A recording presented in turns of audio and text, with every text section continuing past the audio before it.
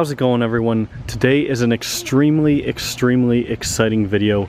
I am finally getting paint for my 2003 Saab 9.3. I've owned this car for over 4 years now, and hasn't had bad paint the whole time I've owned it, but particularly in the last couple of years, the Arizona sun has really gotten to this paint.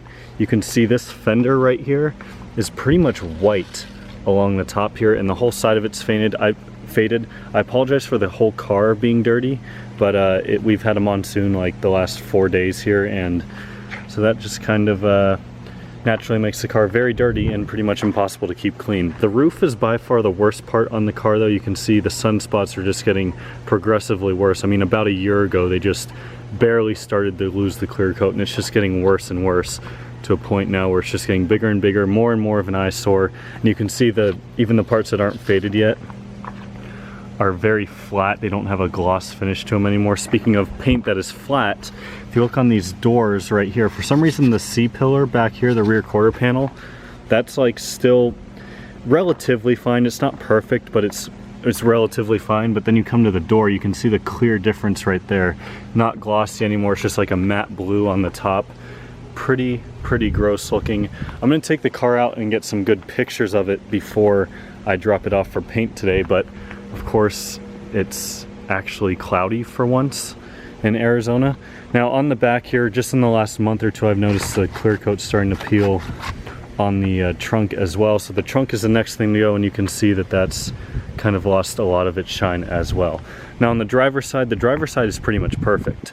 If you look at it from here, it looks, even though the car is dirty, it looks pretty good. If you saw well, it's not one of my recent videos anymore, it's probably been about a month since I've uploaded it, but I put a junkyard hood and a junkyard bumper on this car.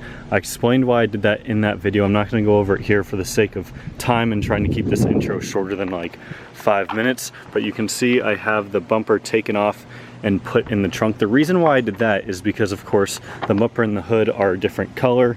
I don't want them to, okay, let me just say first, I'm taking the car to MAACO, and I don't want MAACO to just kind of, they're just gonna mask off and spray the outside of the car. They're not gonna spray the door jambs, so the door jambs don't need to be sprayed anyways and stuff like that. But pretty much I want to take the bumper off so that way they can make sure that they spray specifically like these clips in here, because I don't want those to still be like this grayish brown color. I want the whole bumper to be blue. So that's also why I didn't put my Swedish Plate back on, and that's really the reason why the bumper is removed. So as you can see, I kind of did a hack job. I taped up all my connectors there, and yeah, pretty much taped them all to this, I believe it's an AC line right here. Zip tied them in with about 7 or 8 zip ties. So before anyone else asks, as soon as I posted that I put a new hood and bumper on this car, people were commenting it's pretty clear that I was getting the car painted. People were commenting saying, paint it this color, paint it this color. And while I'd love to kind of explore different paint options, like one that I really was thinking about was like the electric blue, and also like an olive green type of color I think would look really pretty. Those are just two off the top of my head. Of course there's plenty of more options that would look good, but I am going to be sticking with the midnight blue. Reason being, one, the midnight blue was only offered on 2003, so it's a pretty rare paint color, and two, when it's clean, which it's not right now, it has like this really beautiful like purple flake in it. I'll put a picture up here on the screen of what it looks like when it's actually clean and in nice shape, which I guess you guys will see when it's repainted. It should all look like that. I'm gonna head inside now so we can look at this estimate, because I do have some body damage that I guess I can show right here. There's a couple dings on the driver's side door. You can kind of see in the reflection right there. And there's also a pretty bad dent down here in the rear passenger door, as well as this damage right here and a couple other dings around the car that are all on this estimate. So I'm gonna go ahead, get back in the garage here where it's a little bit cooler, and we'll look at this estimate. So MAACO has a variety of different paint, I guess, levels that you can choose from. They have a base cheap option, which is like, we'll just spray the whole car. It's rated to last 1 year, which honestly I think is kind of pathetic. They can do that for $600. I'm not gonna do a $600 paint job on this car, and then a year from now, especially in Arizona, it's not gonna look that bad, but it's gonna start to look bad again. So that's not even worth my money. So they basically have 6 levels, that one being the cheapest, the most expensive one being like, they pretty much like really like, they do a bunch of layers, like a base coat, clear coat, a bunch of paint layers, make it super nice. And that one is, quite frankly, he said it's not only very time intensive and labor intensive, but it also costs more than what this car is worth, realistically. So what I ended up going with is the urethane and integrated clear coat. This was their 4th out of 6 levels. That's the one I got the quote for and the one that I'm gonna go with. So that one costs $1,000 base, and then on top of that you have a universal sealer to help improve uniformity and gloss. That's $160. And then just light chip and scratch repair, that's another $130. So that, and then on top of the quotes I have for the body damage. So I have door shelf front, 2 of those are for the 2 dings on that. Those are $50 each to fix, which is kind of a little bit expensive. Honestly, I could probably fix it for cheaper myself, but quite frankly, I don't really have the time to deal with that, so $100 isn't too bad for that. Now the huge dent on the bottom of the rear or driver's side door, that's $225 to fix, and then those scratches in the rear quarter panel on the driver's side are going to be $75 to fix. So could be worse, honestly. So you add that all together, and the paint itself was $1,289. He deducted that. He gave us $250 of savings, so that brought that down to $1,039. The body shop and the body labor, that's $400. Add that together, and the quote, the estimated price I should be paying for this car to be repainted and looking pretty darn good is $1,439. This is probably the longest intro I've ever filmed for a video, but pretty much that sums it up. I'm actually headed up to the MAACO here shortly. We're going to be taking some parts off the Project Saab because the Project Saab is also going to be getting repainted as well. And again, I just want to reiterate that one of the reasons why I'm going to MAACO is because it's the cheapest option. I could go take this to a genuine, legitimate paint shop and pay, like I said, more than the car is worth to have it look probably realistically better than what MAACO would do. But on a car that's only worth like $3,000, that's not worth it to me. So that's why I'm going with MAACO. I didn't choose their cheapest option, obviously, like I said, but that's really just my reasoning. So anyone that wants to knock MAACO, go ahead, do whatever you want. I literally don't care.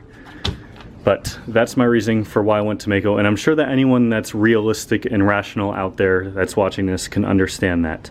So yeah, off to MAACO now.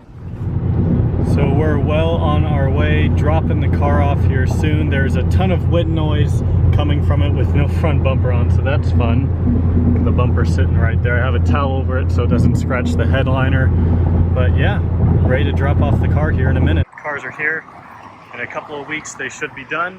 My car might take a little bit longer because of that little bit of body damage, but yeah, cool stuff. 1 eternity later. It's been 4 weeks and 1 day since I last filmed and since the car was dropped off, and I just picked it up.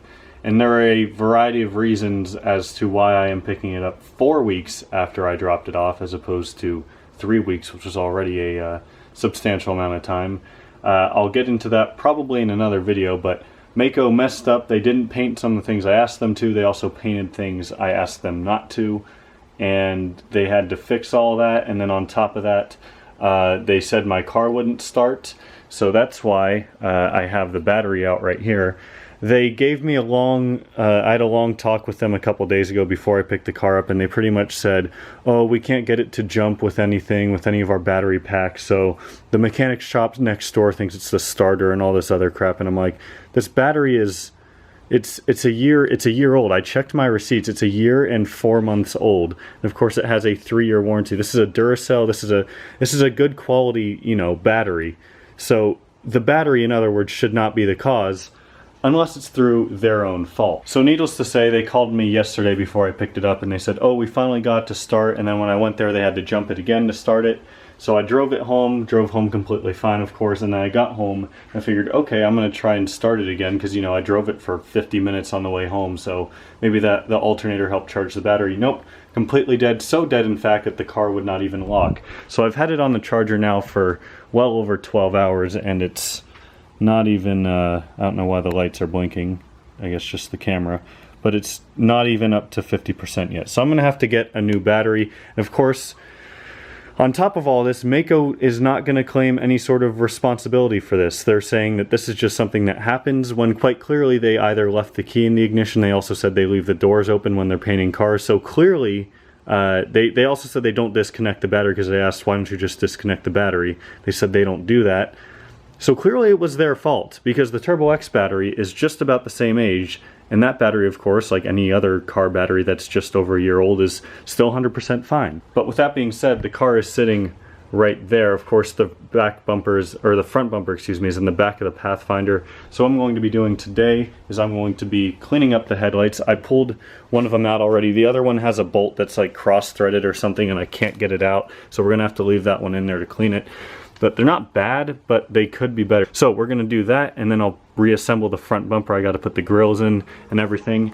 Then we'll put the bumper back on the car, and then we'll finally see how it looks. And then you guys can see how it turned out. I'll show it in its completion once everything's back together. So just gotta wait a little bit longer.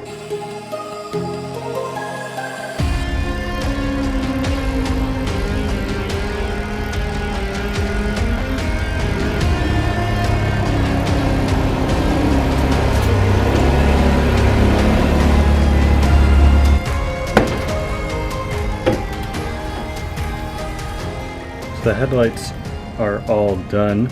We also put a clear film over them, as you saw. They look fantastic. So we're gonna put those back on first. We've got our bumper right here, which for some reason they did not put everything back in. So I have a bunch of parts in the trunk. I need to put everything back in. And then I have my Swedish Plate, of course, to put on. And then the other thing, for whatever reason that they didn't put back on, are these right up here. So I have those in the trunk as well.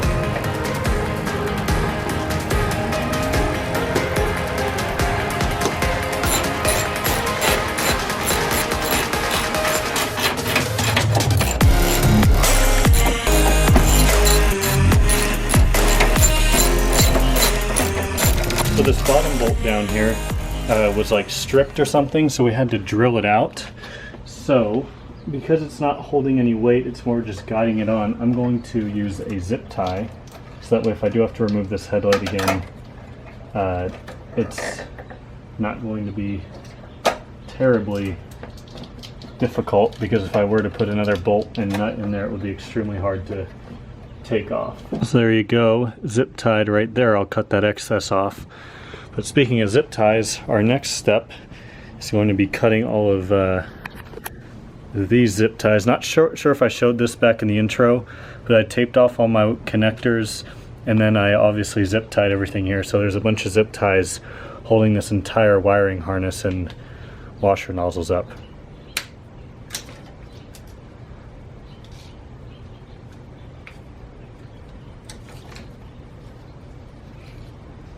Alright, so that's all loose. So for some reason, they put this lower grill piece and my fog lights back in, but they didn't put the grill or these pieces back in. Now this trim that goes right here, this they painted black, and I can tell, so it looks pretty nice. They also did that around the trim on the doors down here, but they didn't do it on the door handles. They also didn't do it up here on the mirrors. When I'm done with the car, or I should say when I'm done putting the car back together and I take it out in the sun, I'll show you guys all the little details as well as the body damage that they did. And I already know I'm going to forget that, so I'll show you guys now. The biggest body damage, I'm pretty sure I showed it when I recorded the intro for this video, was this huge dent down here on the door. And that looks just about perfect. So they did a really good job fixing this right here. So I'm really happy with that. The door dings, there were a couple right here. Those are gone as well, but just wanted to show that real quick because I have a feeling I'll forget when I do the outro. But let's put these grills back on as well as these trim pieces. Scared I'm gonna like somehow scratch the paint. I'm like paranoid doing this. I'm also gonna be paranoid putting the bumper on. But these are much easier to do when the bumper is off, because then you can get your hand back behind here and kind of make sure it's all in place.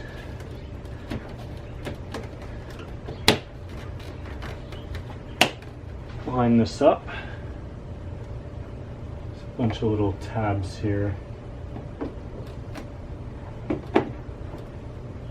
Start with one in the middle, I guess. And I just realized that half of that was out of the frame. It's been a long morning so far. There we go. For those who really care about how this whole thing goes in. Which if you do, thank you. Your care means the world to me. I'm sure most of you are skipping through this portion of the video because you just want to see how the car looks. And I wouldn't blame you, because this is probably going to end up being a relatively long video compared to what I normally upload. Now, of course, we have the Swedish Plate. For any of you that are always wondering, because I know you guys love to comment and say what car our plates are off of, this one is, I had a subscriber send to me. This is the first one I got probably at least 3 years ago. So this is a custom plate that he had made for his Saab way back when. So pretty cool. But it's very filthy, so I think I'll wipe it down real quick. Now seems like a perfect time to drill into my brand new bumper. Not a brand new bumper, but brand new paint on my bumper. So if any of you are wondering exactly how I'm mounting this, you have like these weird like strips right here, then you have two bigger holes, and you have a small one in the middle. I'm using these top and bottom bigger holes to mount it. So we'll just say screw it, and literally screw it, and screw it the whole way in. Also, whoever that person is that has the account called Screw It, and anytime I say the phrase screw it in a video, says, hey, thanks for the shout out, and then puts the timestamp at which I said screw it.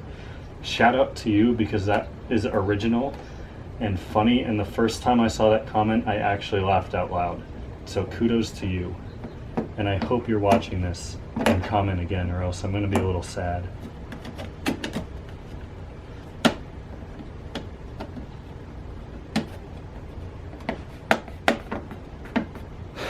So, one more thing that MAACO broke that they're going to have to buy me 2 new ones of. These pieces that go up here, the other piece I was talking about, they're both, the tabs that hold them in are all completely broken. I was wondering how they removed it, and then I looked at it a little bit closer and I realized why it wasn't clicking in is because you have, on this side, you have 3 little nubs right there, right? And you're supposed to have 3 little nubs on the other side too. That one might be a little hard to see, but they're all broken off. Same with that one, you can see that the top ones are just completely broken off. Same with that one. Same with that one. And the whole way down the line. So I was wondering why they weren't clicking in. Took a closer look at it, and that explains exactly why. I'm sure that's why they didn't even install them back on the car. So I'm gonna have to give them another call. And that's another part that I'm gonna have to deal with, another headache that I'm gonna have to deal with. So thank you again. 12 out of 10 customer service. So now with that fantastic news, next step is to hook up all these lines, all these connectors to the bumper here.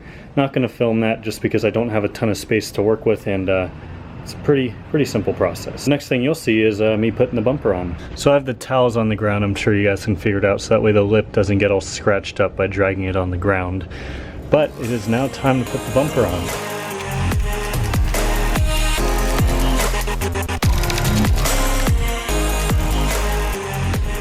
Alright, let's get all those bolts back in, and then we'll put the under tray on, and we should be just about done. I could turn the wheel and make this easier on myself, but I'm too lazy to get back up and walk over to the other side of the car.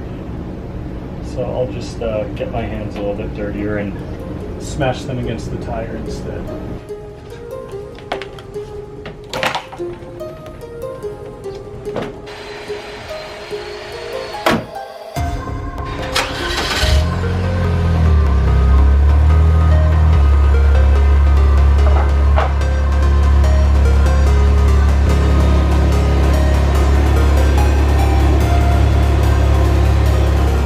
So the car is all back together, well, minus of course those roof trim pieces, and I have to say it does look pretty good. Now let me be clear about all the kind of short rants that I went on earlier in this video. I'll probably do an entire video separately, kind of talking about all the problems that we had collectively with MAACO. The quality of their paint is what I expected. You know, I wasn't expecting factory level paint that's going to be absolutely 100% perfect. I wasn't expecting that, but what I was expecting was decent customer service and some accountability, for which we got neither. So that's what I've been frustrated about. Anyways, save that all for another video. But here is the car. The sun's starting to get low in the sky, so my shadow's a little bit in the way, but the headlights look absolutely fantastic. So really happy about those. But the paint itself, of course, you know, someone I saw, I haven't read through all the comments on the Project Saab video yet. I'm going to also keep this outro really short, mainly because I'm going to do a whole video kind of going over this paint in detail and doing a review on how good I think it is and everything. But it's also nice to see the car with a painted front lip. Looks really sharp. So there you have it, guys. I just wanted to give you a quick look at what the car looks like, you know, as a whole. And then in my next upload, I'll be showing it much more in detail and kind of going over the quality of the paintwork and everything like that. So let me see if I can get it in a good angle here where you can really see the purple in it. Sun might be a little bit too low in the sky already, but earlier today I was looking at it like directly in the sun, and there was just so much purple in it, so it looked really good. There is some orange peel, but after 3 weeks, when the paint cures a little bit more, I plan on ceramic coating this, so there'll be a video on that as well. But with that being said, that's it for today, guys. I'm gonna grab some photos right now while I can. If you enjoyed this video and you're happy with how the car turned out, make sure to give it a thumbs up. I'll see you all next time.